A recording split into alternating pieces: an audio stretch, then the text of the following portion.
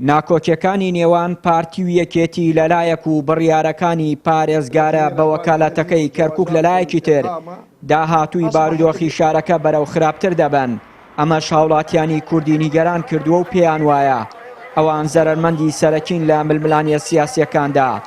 یاساناسێکیش دەڵێت ئەگەر حزبەکانی دەسەڵات لە سەرمێزی گفتوگۆ لە بەرژەوەندی کەرکووک کێشەکان یەکلایی نەکەنەوە داهاتووی شارەکە باش نابێت.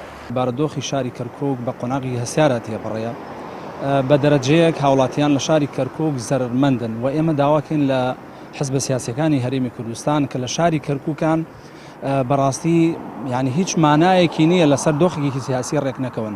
بۆیە بەڕاستی ئەمە لێرە هاوڵاتی شاری کەرکووک بە دەرەجەیەک زەرمەندە.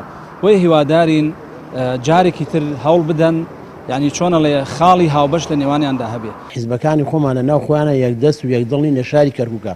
فەرموو یەک دانە ساڵە زیاتر ئێمە محافزماندانە ناوەکە محافز حسەی کوردە و بە بەشی کووردا ئەندرێ. و کارەکەی ئەوە نییە مەسەلەن بڵێ وڵا لەسەر ئیخلاس و لەسەر دڵسۆزی و کارەکەی ڕێک ناکەون لەسەرەوەی کە چێ بکەن بە محافز. تەنانەت دوای لە هاتووە لەناو خۆمانە ڕێک نین هانا بۆ عەرەب و تورکمانەکانە بین ئەلێ وەرە ڕێکەون لەگەڵمانە بۆ ئێمە بتوانین محافزێک کووردا بنین.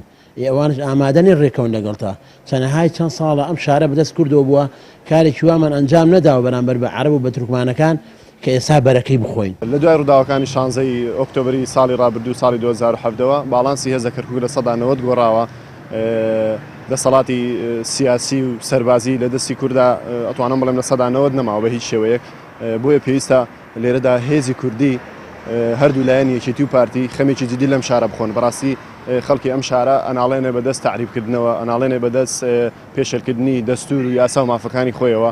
ئێستا هێزە دەستی هەردوو حزبی تورکمان و عەرەبایە. بەڕاستی ئەگەر وا بڕوات بە ئاکارێکی زۆر خراپەڕەو لە بەرژەوەندی کوردان نامێنێت. لەلایەکی دیکەوە ئەندامێکی خولی پێشووی پەرلەمانی عێراق دەڵێت پێشەوەی هاوڵاتیانی کوردی کەرکووک بە فشارەکانیان کێشەکان یەکلایی بکەنەوە پێویستە سەرکردایەتی سیاسی کورد ئەو هەنگاوە بنێت. من ئومێد دەکەم سەفی یەکەمی قیادەی کوردی دوورکەوێتەوە لەو ناکۆچیانە بەرژەوەندی باڵای میلەتەکە لە بەرچاو بگرن کە ئێستا بەداخەوە لە بەرچاو نەگیراوە لە پێناو پلەیەک یان پۆستێکی زیاتر یاخود هەدەفێکی حزبی زیاتر کەرکووکیان شێواندووە و هەر ڕۆژە بە بڕووبیانویەک لەسەر کەرکووک کێشەیەکمان بۆ دروستە بێ و هەموو سەبەبەکەشی هۆکارە ئەساسەکەی ئەگەڕێتەوە بۆ ئەوی کە قیادەی سیاسی واتە سەفی دەسەڵاتدارانی یەکەمی کوردی لە ناو خۆیانە تەنانەت هەندێکیان قسەشیان نییە بێکەوە بۆ یەکە ئەمە گەورەترین زەربەی لێمان داوە.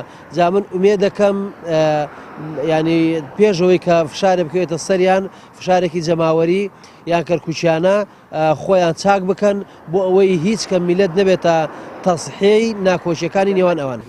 یەکێتی و پارتی لە جیاتی چارەسەری کێشەکانی کەرکووک و ناوچە جێ ناکۆکەکانی تر سەرجەم هەوڵەکانیان خستووەتە گەڕ بۆ بەدەستێنانی پۆست لە بەغدا.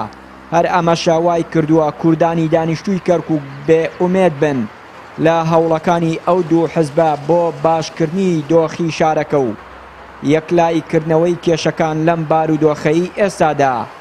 چیانووری کەناڵی ئاسمانی پەیام، کەرکووک.